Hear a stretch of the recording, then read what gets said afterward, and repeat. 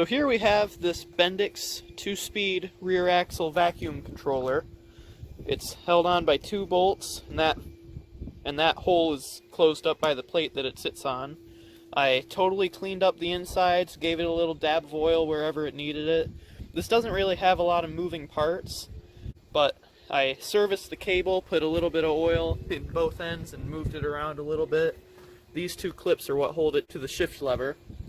And I replaced all the rubber pieces that hook it into the rest of the metal hard lines for vacuum. This is a plug that controls where I assume it would have gone to if it had a Powermatic, which is a 6-speed automatic transmission for the medium and heavy-duty Chevy trucks of the era. And this right here goes to the 2-speed shifter for the speedometer.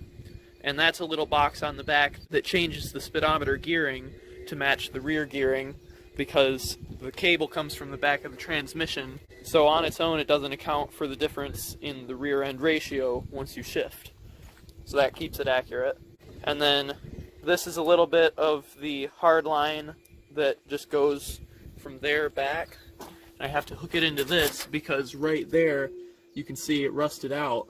Then this is the hard line that goes down to where it's supposed to mount, and I already removed the old line from here, so I'll put a new bit of rubber line from there to where this plug is, coming out of the back of the base of the carburetor, and then I'll just use that same plug, homemade vacuum plug, to plug this hole so I don't have to worry about any leaks in this end of the system, which goes to the hydrovac.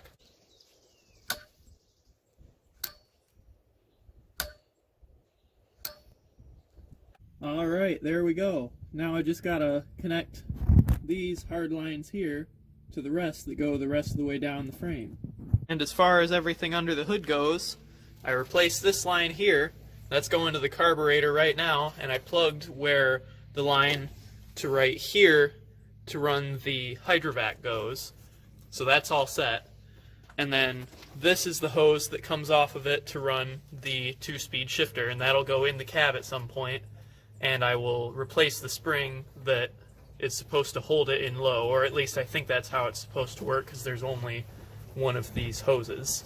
Also, I found something very interesting under the hood I never even noticed. This is an original Bendix vacuum hose, I think. It's been patched up, and it of course would have leaked really bad. It was beforehand. That's why to start with it had so little power, because of all the vacuum leaks. But that's a pretty neat thing to have. I'm going to hold on to that for historical preservation.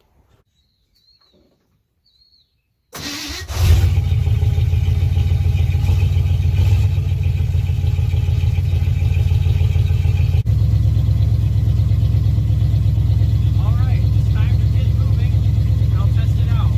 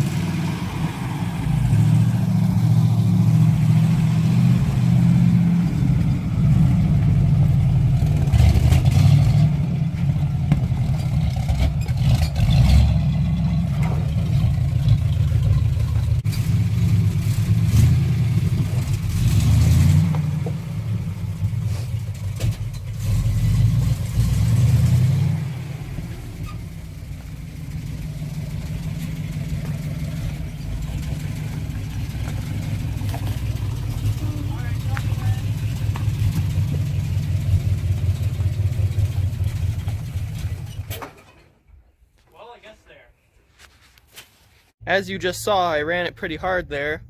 It is 2 days later, and yesterday I noticed there's a new crack in the bottom of the radiator. It must have formed while it was cooling down afterwards. So I'm going to unhook this radiator. It already was leaking pretty bad in the back anyways. You can kind of see a little bit of the shadow from the moisture in the front. And luckily my dad has a 1955 radiator, probably out of a pickup, just in storage. So we're going to put that one in here, and that's also going to fix another problem, because this one, if you look, it says 58. This is a 1958 radiator out of a taller truck.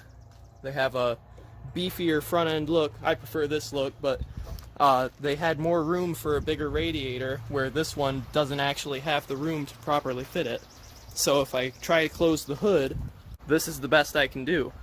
So the new radiator will be smaller, and the hood will be able to properly latch, and I won't have any more leaks. So let's get to unbolting this radiator. I mean, look how much coolant has leaked out just overnight. Not great.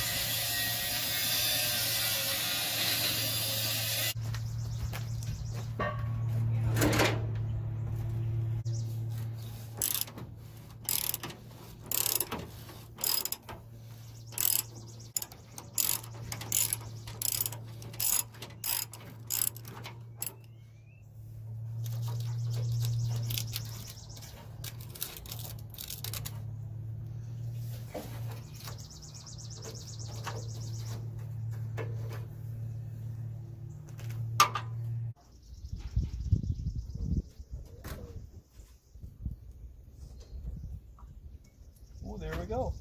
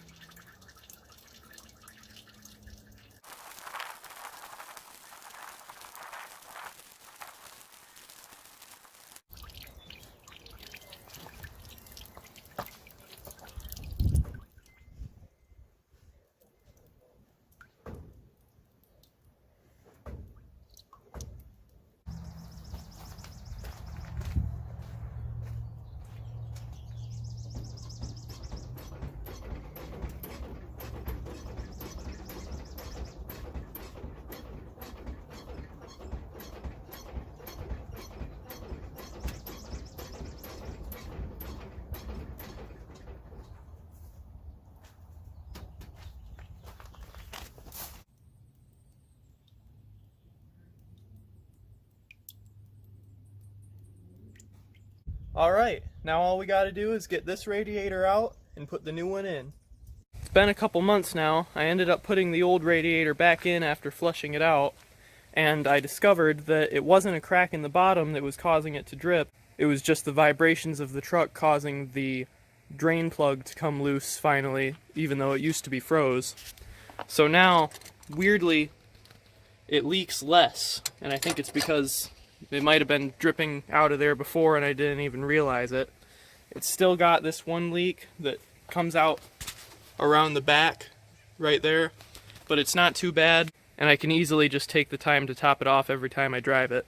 Besides that though, I have been running it on rec gas for a little while and figured out that it fixes pretty much every single problem. 100% pure gasoline, only the best, and it just runs perfectly. I also switched the oil in the rear end and in the transmission, and neither of them were that bad. Transmission was actually fine, but they were both a little bit low. And I found out the engine is a quart low on oil because the engine holds 5 quarts instead of 4, so next time I drive it, I'll add a quart to it. Moved the rear part of the driver's side fender, which is part of the whole cab assembly, because it was only being held on in the front by a little bit of aluminum patchwork. There's what's left of that. And since it wasn't as strong as the original steel framework that was holding it in, kind of similar to all this right here, it just wasn't enough. So because the rest of it was just being held up by the bottom of that step, the upper step that's hidden by the door, all it was being held on by was a tiny rotted out 1/4 inch wide bit of metal, and the only reason it hadn't fallen off was because there was another piece blocking it from actually tipping all the way down and just falling off. So that'll be it for this video. If you liked it, leave a like and subscribe. Hit the notification bell so you get notifications every time I come out with a new video. I'll see you in the next one. Bye.